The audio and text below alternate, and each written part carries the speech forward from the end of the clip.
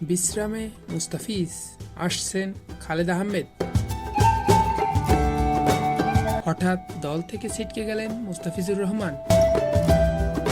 নিউজিল্যান্ডের বিপক্ষে এ দলের সিরিজ খেলবেন না তিনি, তার বদলে খালেদ আহমেদকে দলে নিয়েছে বাংলাদেশ ক্রিকেট বোর্ড। বৃহস্পতিবার রাতে বাংলাদেশ সফরে আসছে নিউজিল্যান্ড এ দল। স্বাগতিকদের বিপক্ষে ঘরের মাঠে 3টি ওয়ানডে ও 2টি 4 দিনের ম্যাচ খেলবে তারা।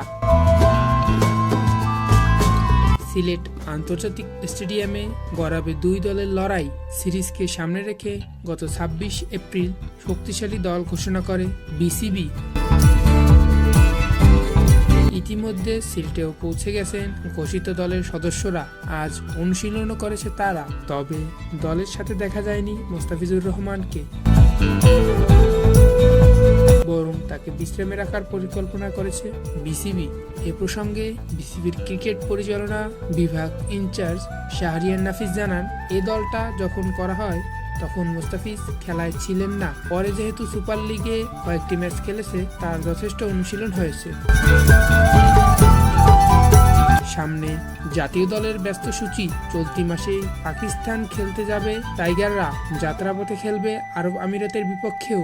এমতাবস্থায় দলের গুরুত্বপূর্ণ সদস্যকে বিশ্রামে দিয়েছে বিসিবি।